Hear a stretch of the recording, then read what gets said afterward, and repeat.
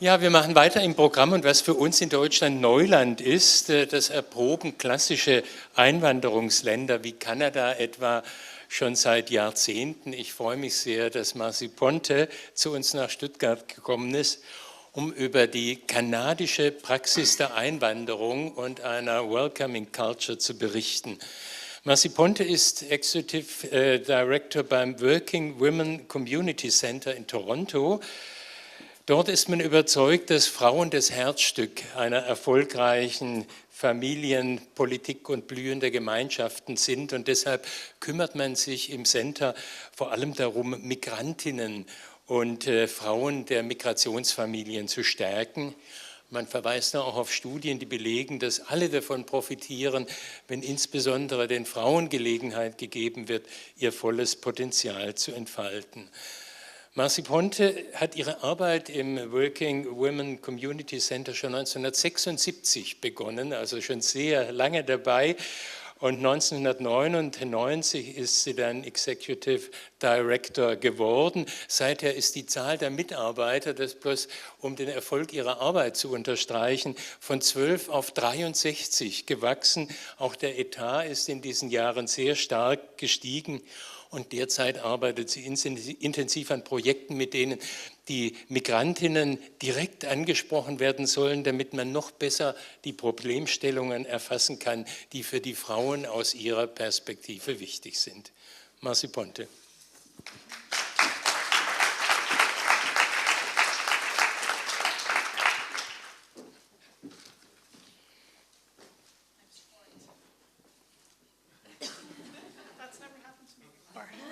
That's great. I love it. I want to thank you for inviting me, especially McKenna from the Heinrich Böll Foundation. I'm especially glad Mary O'Calla couldn't make it so that I could be here, so thank you very much. I'm going to be talking to you about the work of my center and how we help newcomers adjust. We try not to use the word integration, and I'll explain that too. But we work to help newcomers adjust to their new lives in Canada. I'm going to give you a little bit of context of the Canadian context, and then I'm going to tell you what's not working well in Canada. But first, I'm going to tell you a little bit about myself. I was actually born on an island called Santa Maria in the middle of the Atlantic Ocean, off the coast of Portugal. I immigrated with my family to Canada, started in Montreal, took the train across Canada to Vancouver to join my father, who'd been living in Canada for about 5-6 years, and then took the Via train again back to Kingston, Ontario, where my mother's family was. When I was 17 years old, I started working at a settlement house called St. Stephen's Community House, where a number of programs were offered for newcomers. And at that time, they were coming from Chile and Brazil because of the coup in Chile. From Portugal, people were being asked to come to Canada to work to build the railways, like my father, and to build the country in construction. As well as women from the Caribbean were coming in to be domestic workers. And so the center was created to help those women find employment and adjust. And in 1976, when I was 18, the center became an incorporated organization, and I joined the board. And for over 25 years, I was on the board over 3 consecutive terms, 3 6-year terms. And in 1999, I became the executive director. So I have a long history, 40 years in the making, of being involved with this organization. I'm very passionate about the work that we do because I think it has serious and real impact on the lives of women, immigrant women and their families. So our mission is to provide women with opportunities to improve the quality of their lives through self-development and community action. We've been doing this since 1974. We are a nonprofit charity providing settlement services, English language classes, job search workshops for newcomers, women's support groups, tutor and mentoring programs, senior groups, and a whole lot more. Our services are provided in 5 locations across the city of Toronto and in over 25 languages with 130 staff. 25% of that 130 staff, and this is a critical point when we talk about how we help newcomers, 25% of that 130 have been hired directly from our client base, our client or volunteer base. And the reason that that's important is that it is really important that our clients see themselves in the people that are serving them, so that they're able to share the experiences of having been a newcomer, having gone through the process, and having gone to the point where they can now help someone else. We service over 10,000 families a year, and we have over 75 partnerships with community agencies as well as mainstream organizations, and about 500 volunteers who help us deliver our services. Many of those volunteers are clients looking for Canadian experience. So they're looking for the opportunity to help others, but they're also looking for the opportunity to put in a resume that they have worked in a Canadian nonprofit agency providing services in a Canadian context. So just to give you, I'm not a big statistics person, but I'm glad that all happened in the morning. I wanted to just give you a little bit of context in the Canadian framework. NGO-driven government funding contracts. So we are an NGO, and most of our funding, and you will see, comes from government to provide our services. There are about 160 settlement agencies in Toronto alone. That's not across the country, that's just Toronto. So our funding comes from the federal government, and that provides funding for the settlement services that we provide to our newcomers, which include, and refugees, but it's very specific. You have to be a permanent resident or a sponsored conventional refugee. Non-status people, we cannot offer services to non-status people under this particular funding. So they fund things like our language instruction for newcomers, which I'll tell you about. They fund our job search workshops, and they fund one-to-one settlement services. The provincial government also provides settlement services, but their funding allows us to work and provide services to refugees, allows us to provide services to immigrants who've been in Canada for a long time and have become citizens but still don't speak English and are still needing adjustments in certain areas. The City of Toronto funds us for leadership development with our women, because for them, helping women become civically engaged and leaders in their community is critical. The United Way, I don't know if you have a United Way type organization here, but the United Way of Toronto funds us for core funding. That means that they will fund me, my salary as the executive director, the administrative components of the organization. They will pay for secretaries, reception, those core things that most funders do not want to pay for. United Way pays for that. But they also pay for our community engagement programs. That means we have 3 people on staff who their job is just to go out into the community and identify where the needs are, work with the community, develop leaders, address issues in the community. They don't do casework, they're just out in the community. And they bring clients in as they identify them. They develop programs, and I'll give you more examples of what some of those programs are. We get some funding from foundations.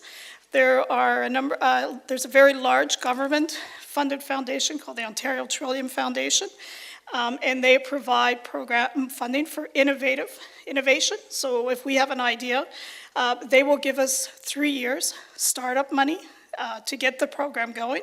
And then over the course of 3 years, we prove our success and are able to sell the program to other funders or to government. And we also have been working over the past 3 years to identify individual donors. We find people who are philanthropic and who want to give money to programs they support. So we've been working really hard to find that kind of money. And that's important money because that's money that offsets government money. That's money that allows us to do what we want without having to worry about ongoing reporting to funders. This is going to scare you a little bit. This is what our funding circle looks like. You'll see that the blue and the red, the two big pieces, are federal government money. This is all federal government money, and then you see the breakdown of the rest. Now, while this looks really interesting and really, really powerful because the federal government's given us so much money, there are a lot of risks with this, a lot of challenges. Because if at some point, knock on wood, it hasn't happened, the federal government decides they don't want to fund these programs anymore, more than half of that circle disappears. So we work really, really hard to keep the federal government happy with our programs. And that means making sure we live up to our contract. The contracts with this funder are called contribution agreements. We have to deliver what they contract us to do. And so we work really hard to go above and beyond that because this could be very challenging for us. The other threat here, well, I'll get to that later. Oh, here it is. Our challenges, in addition to that, is the funding cut. But the second challenge is there's a lot of talk in Toronto about the social investment bonds. This is very common in England. This is where companies invest their profits to advance social causes. And that the federal government is looking at this as an option of moving away from their responsibility to providing services for newcomers. So this is an ongoing threat that we have to keep our eye on because this could devastate the settlement community in Toronto. If all our work had to be done through a social investment bond process, we could be disseminated. So very scary. So in the Canadian context, I would say 96% of Canadians, immigrants, can trace their ancestry back to another country. And Aboriginal people account for about only 4%, which is remarkable. 23,000 refugees. However, these numbers are declining because there are now visa requirements for refugees, which there weren't before. And 7,000 government-sponsored refugees per year, although that's also decreasing. There's been some very big changes recently with our federal government and our immigration policies, and it's moving away towards supporting refugees and newcomers to Canada and really restricting their access. The Canadian government reported 65,000 family class and 160 economic immigrants became permanent residents currently in the country. And that's because the federal government introduced a few years ago a point system that preferred foreign trained immigrants who came in with a lot of capital. And there's some serious issues with that because they come with the capital and they come with expectations, and when they get to Canada, their expectations are so far from being met. And I'm going to talk about that as one of the things that has not been working well. What works in our favor is that we have legislative support for diversity and what the government calls integration, we in the sector call inclusion. And we have a very strong Multiculturalism Act that protects people's rights. And also encourages communities to maintain their cultural heritage. We don't say come and be part of Canada and forget everything you brought with you. We say come be part of Canada, but celebrate who you are at the same time and what you bring with you.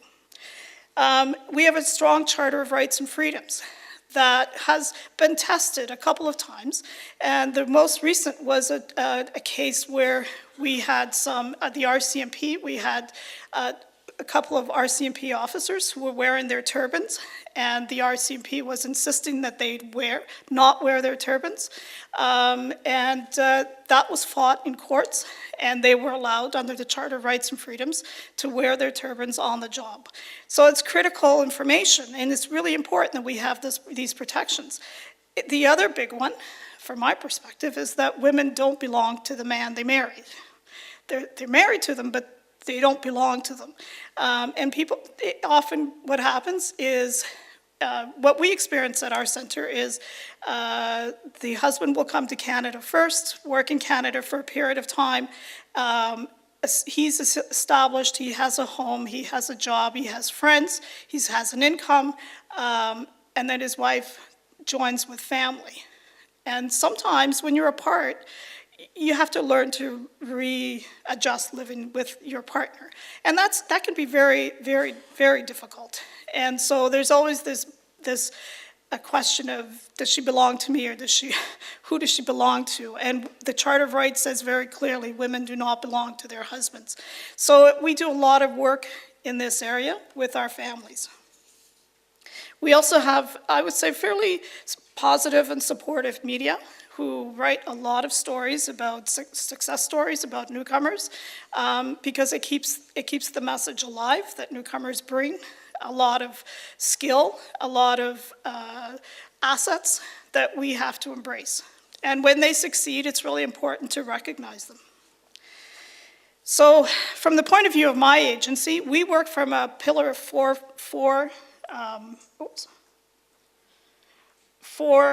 a framework of 4 pillars. The first being settlement services.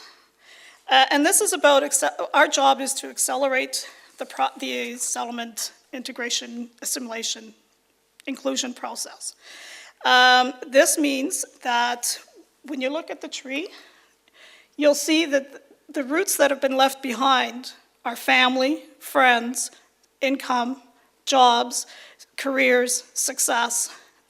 A lot of foreign trained professionals leave all that behind. They come to Canada, they've sold their business, they've sold their practice, they've said goodbye to their families, they arrive in Canada to rebuild their lives in a community, rebuild their careers. And what often happens is when they're being recruited to come to Canada, they're being told that there's opportunity in Canada. You can work in your field. When they arrive, that tends not to be the case, because the accreditation process, as we heard this morning, is hard to get. A doctor in India can't just walk into Canada and start practicing medicine. It just does not work. And so there's a lot of devastation that goes along with that process of settling, because quickly they have used up all their money, all their savings from the sale of practice, from the sale of business, whatever, to live in Canada. And so when they realize that they can't work in their field of choice, there's a lot of shame and embarrassment that goes along with that. And their pride has been shattered. So the notion of returning to those roots is impossible. And so it's either move to another country. A lot of people will go to the States because getting accreditation in the United States is far easier than getting it in Canada. But our job is to help them nurture those assets, help them figure out how to live in a country that has, in some ways, misled them. How to build their lives in a new community, in a new neighborhood, how to get their children ready for school. So we're dealing with a lot of emotional barriers and sadness and loneliness. And so our job is to help them through those processes. We do this through one-on-one supports. We have 9 settlement counselors scattered throughout the city. They do one-on-one supports. We run information sessions. We have women's groups. We run JSW, job search workshops for newcomers. It's a 1-week transition workshop where they come and they have their resume developed into the Canadian context. They learn to write a cover letter to go with their resume. They learn about how to do interviews in a Canadian context. We're often showing people that sometimes you just don't look them right in the eye. It's not all right to talk about your family or to put the fact that you're married or not married on a resume. Those kinds of things, it might be okay in their country, but in Canada, those things they're not acceptable. So we work intensively to get them to the point where they have a working resume. And then we work with other agencies in the community whose job is to mentor them, get them mentors in the business community or wherever they want to work, like TRIAC, I think some of you may be familiar with the Maitrey Foundation, where they will then place foreign trained professionals with businesses or other institutions so they can get Canadian job experience. Our job is to get them to that place where they're saying, okay, there's a possibility here.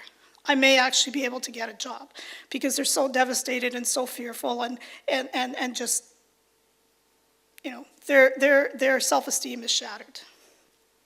We also provide language classes, English language classes. They're called language instruction for newcomers. And we have 20 classes, and we teach literacy from level 7, daytime and evening. And we provide child minding. So when the parents are in the classroom, their children are being looked after, which is really critical, because that's usually a barrier to accessing language classes. So the federal government pays for this language instruction for newcomers. The provincial government pays for English as a second language classes for people who have gone from being permanent resident to Canadian citizen, or refugee to permanent resident. So there's a lot of support for those kinds of classes, because language, if you don't speak the language, chances are it's going to take you longer to move your settlement process forward. We also work, again funded by the federal government, with live-in caregivers. These are women who are primarily from the Philippines, who are sponsored by individual employers or homes to come to Canada to look after their children. Our job is to make sure that they know their rights. Many of them don't. Our job is to provide social recreation, because they work 6 days a week. They're primarily supposed to work during the day looking after children while parents are at work, but in fact they work well into the evenings. We also work with their employers to make sure that their employers understand their obligations towards these women, so there's no abuse.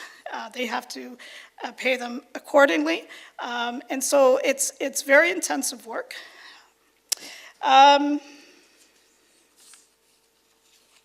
Where was I going? Okay. Our next pillar is empowering women. This is about providing women with programs and services that enable them to understand their rights and their potential.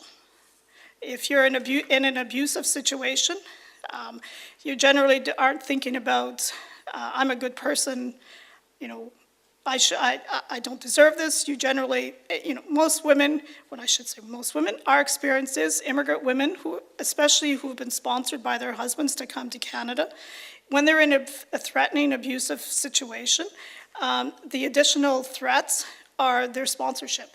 If they complain to the police, if they tell anybody that they're being abused, the husbands will generally, we see this a lot, will generally threaten to report them and have their sponsorship revoked. Now that can't happen, but they don't know that. And so our job is to make sure that they know that that cannot happen and that there are ways and mechanisms to provide support for them.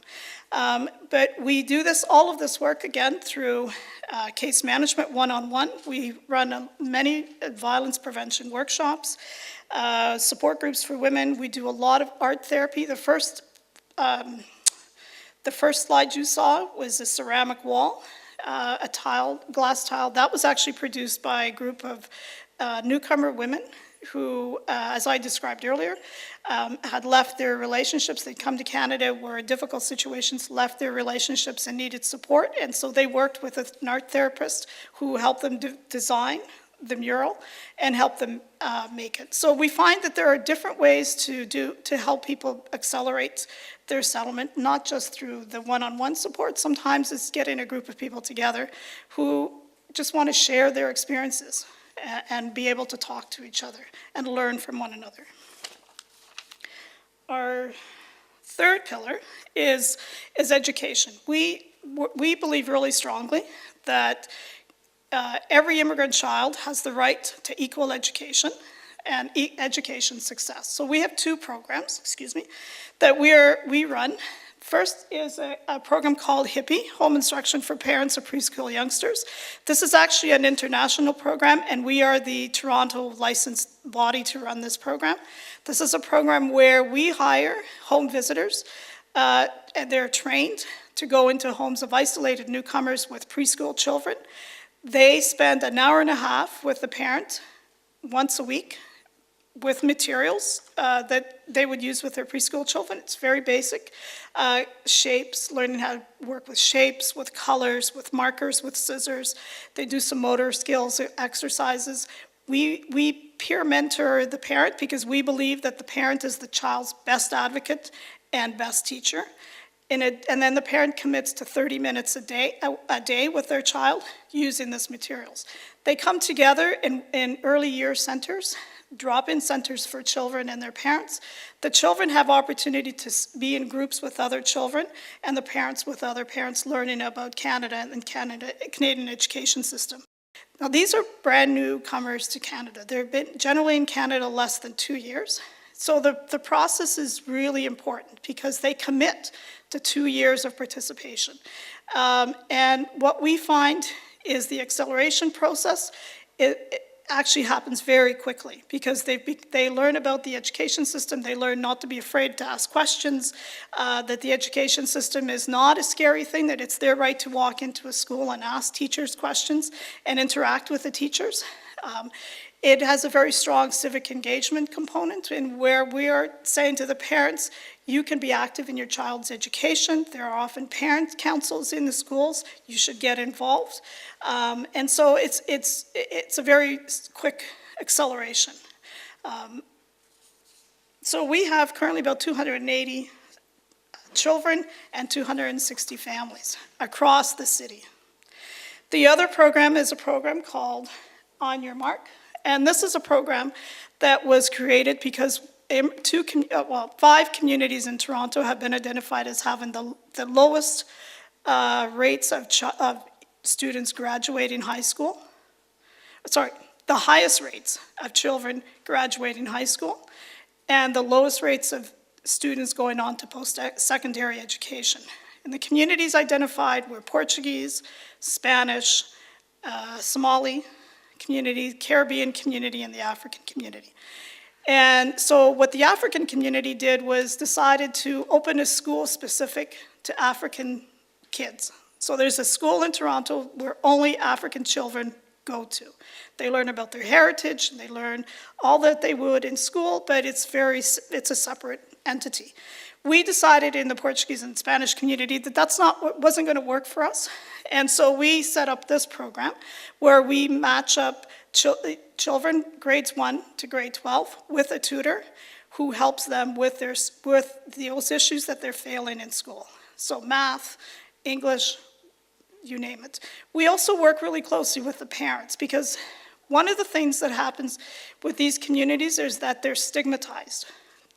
The mainstream institutions will often describe them as communities who don't care about education, don't value education. And so there's very little effort that goes into helping these children, and the assumptions are made that they're going to fail anyway, so why bother? And so it is our job to say, these kids have just as much right to succeed in school. You have the obligation to make sure that they do well. It's your obligation to teach them like you would teach any other child, and we're going to make sure you do it. And so we empower parents to, again, ask the questions, track their children's education. We talk to the kids about what to expect in post-secondary education and what their alternatives are. And there are about 300 kids in this program and 250 volunteers.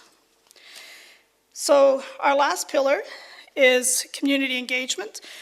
From our perspective, and this is a different view of thinking, not novel, but is that when newcomers immigrate to Toronto, as they do anywhere in the world, they live in a neighborhood. They live in a community. It's important to help them feel part of that community because the biggest part of settlement is that people feel like they belong. If you don't feel like you belong, you're not going to want to stay. and your self-esteem is low, your confidence is low, and it's really critical that people feel that they belong in a community, they have something to contribute, that they have assets that they've brought, that they want to share. And so when I talk about those 500 volunteers, many of those are newcomers who say, you know, I was an artist back home, I have been able to practice my art, and so we give them space, we give them the materials. They work with other newcomers, and they teach art. We have a Chinese elder who teaches calligraphy because he did it back home and he's not had the opportunity to do that.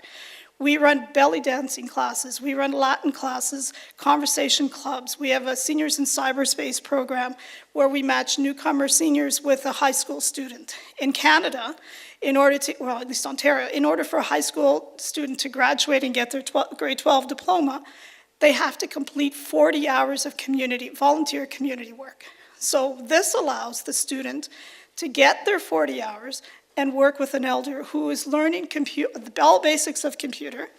And the elders love it because they learn Skype, and for the first time, they can actually see their relatives back home that they haven't seen since they've left. So we run programs like this because when they're participating, suddenly other settlement issues arise, and that's when we can deal with them in a way that isn't the counselor, the counselor in the private office setting. It's in a humane setting that gives them the respect that they're looking for, that they have assets and they just need a little bit of help. And so all of these kinds of programs really make a difference. The one program that we have, you have such beautiful landscape in this city, is a garden. We have a community garden of 110 plots that is specifically designed for newcomers. Each newcomer family has a plot, probably as big as this thing here. And they grow their vegetables, they grow their herbs, they grow flowers. But what's really, really important about the garden is on Friday nights, all of the gardeners come together and they have a communal meal. They cook, they share their meals, they talk to each other, they become friends. They've discovered people who live in their buildings who they didn't know lived there, who were their neighbors back home. And so there's reunions that happen. They have a harvest festival where they sell their produce to the community. The other piece that's really important is they're educating the broader community around them, because in the area where this garden exists are high-rise towers. They're tall buildings. There are no balconies. They live in isolation. They don't know how to use the transit system, so they rarely leave their buildings. The garden is right outside their buildings. And what happens is suddenly friendships become so real. Right? They develop friends that they thought they'd never have again. So it becomes an outdoor living room for about 3 months. We run things like walk and talk, where we match a newcomer to a Canadian speaker. They go for a walk twice a week for about an hour, and they talk to each other. It's a simple thing, really, really simple, but you'd be surprised at what a difference it makes to someone feeling like someone cares about me enough to spend an hour with me twice a week, teach me English. It makes such a difference.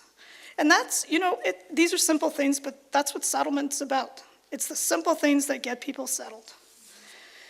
So I know you're opening, or you have welcome centers. We have something that is not quite like a welcome center. We run the United Way 8 years ago, commissioned a study on neighborhoods in the city of Toronto, and they discovered 8 neighborhoods that are lacking in services, have high density populations, many, many newcomers, and very few services.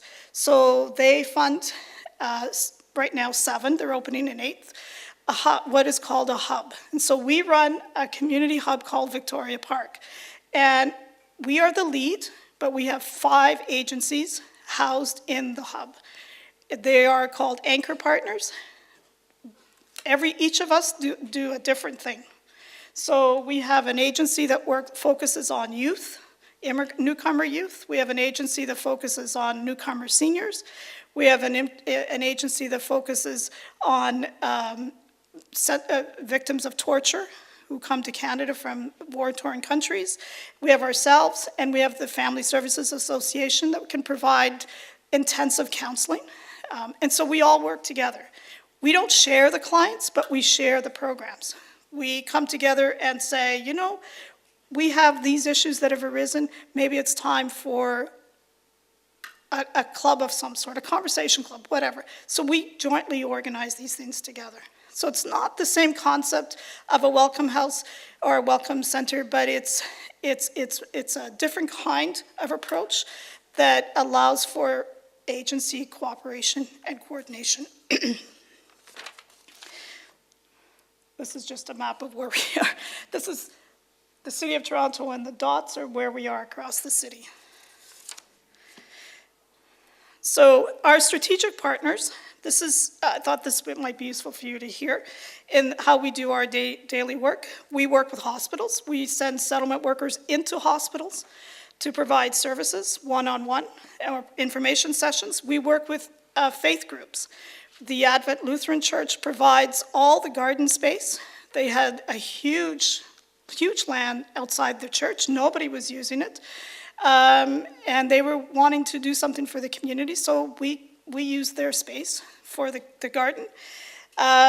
We work with the People's Church that basically is non-denominational, so our clients can go in anytime. They host celebrations. We celebrate regularly, because we think that's really important, that we celebrate Nowruz, we celebrate Christmas, we celebrate International Women's Day, Canada Day, any Chinese New Year's. Those things are really important for people to feel that inclusion piece that I was talking about. That we're not saying, forget what you left behind, you're in Canada now. We say the opposite. We say, you're in Canada now, but you brought something with you, and we want to celebrate it.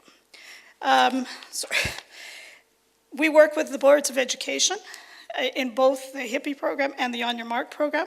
They provide us space and training for our tutors. We work with financial institutions, so the banks will often come in and provide financial literacy training for our clients. The banks are always looking at ways to attract newcomers, and so we thought, well, let's take advantage of that and have them actually come and do some training sessions for our clients. How the RESP retirement savings plans work, how the education plan works for children, how the mortgage system works in Canada, and it's important to do that stuff right up front. As people are thinking about buying houses and so forth.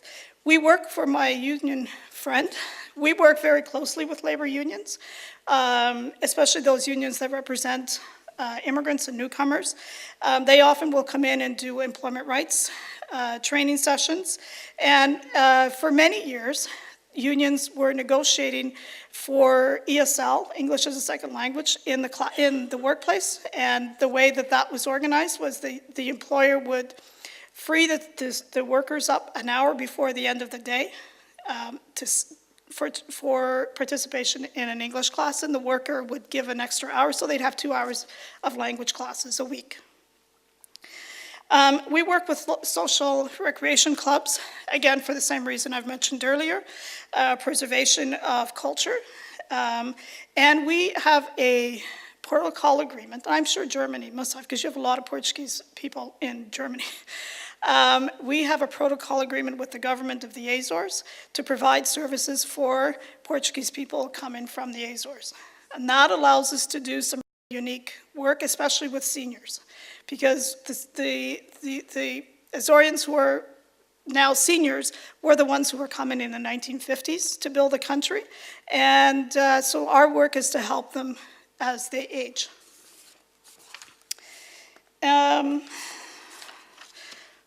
I'm almost done. We also participate in a number of coalitions. So we rely on our coalition friends to do the political work and the advocacy work on our behalf. So I'll just give you a brief rundown. Ontario Coalition of Agencies Serving Immigrants. This is an organization Ontario-wide where there are probably 260 organizations as members, and they are our advocate with the federal government, as well as the provincial government. The Social Planning Toronto works on issues that affect Toronto per se. Toronto Neighbourhood Centres, this is where we work locally. They work locally with us, settlement houses, and whose focus is on specific neighbourhoods. Women's Abuse Council around women's issues. And these last two, I think, will be interesting to you. The federal government, about 5 years ago, funded a thing called the Local Immigration Partnership. And this is where they wanted, they split up the city in 4 quadrants and has asked us to, as agencies, come together and figure out ways to better integrate our services, better share our services, better coordinate our services. At the same time, they have provided money to municipalities across the province. And that means the cities. Not in Toronto for the first couple of years, it was just the agencies. The City of Toronto now gets funding for this. And so what the cities do, the mandate is to develop strategies to attract newcomers to their regions, and strategies to maintain them, to keep them there. So that means looking at their hospital system. Are there people in the hospitals who speak a variety of languages, who can be interpreters? Ensuring there's cultural competency training for staff so that when women come in and say, I don't want to be seen by a man, they understand why and are able to make adjustments so that the woman gets the care that she needs. So all of those issues, and understanding religious issues around healthcare. So a lot of cultural competency training around those issues. The City of Toronto actually was really pleased to hear, I just picked up the email last night, recently approved, and they have a newcomer leadership table which I sit on, along with other executive directors, as well as every department head, every director of a department, so the Department of Public Health, Department of Welfare, Employment Training, Parks and Recreation, and a couple of others, all sit at the table, and with the view that the city must develop strategies that are inclusive and create inclusive environments for newcomers. They've done 3 things just this week, which I'm really proud of. They actually adopted a charter of rights for newcomers. I think based on the Euro Charter of Rights, the Eurocenter Charter of Rights, I think. Anyway, doesn't matter. It's done. It's really important. What this means is, politically, what this means is that the City of Toronto has committed to ensuring and access for all services by all newcomers and immigrants. And that is critical, because that is sending a political message that the city values newcomers. The city values what newcomers bring to the table, and in return, are going to make sure they get the services they deserve. So making sure that everything is translated, making sure that there's training and competency. And the union that represents the inside workers at the City of Toronto commissioned a report at the same time as we were working at the leadership table that recommended a couple things. One, that the city adopt a city of sanctuary policy, which means that regardless of status, you will be served. So if you're non-status, if you're a refugee, you will be served by the City of Toronto without question. They've also approved the union, and this again is pretty remarkable. The union recommended training for staff in things like Parks and Recreation centers where kids go and learn to swim and all sorts of things, that the staff go through a cultural competency training. Again, to understand what newcomers are bringing to the table, how they should interact with newcomers, because we were finding that depending on the center, if you didn't speak English, you were shooed away because it was too much work to try and translate for you or try to find you a translator. So we've said, no, this is government money, this is public service, you have to provide this service. And so this week, which is really, really important for us. Yep, I'm sorry. I'm done. So just the challenges, I'll tell you the things that don't work. The temporary foreign workers program has recently been canceled because employers were abusing it, underpaying workers. It's claiming they didn't have access to Canadian workers, but in fact they did. Most people were ending up working in places like McDonald's, where they were paid under minimum wage, no health care protection, no benefits whatsoever.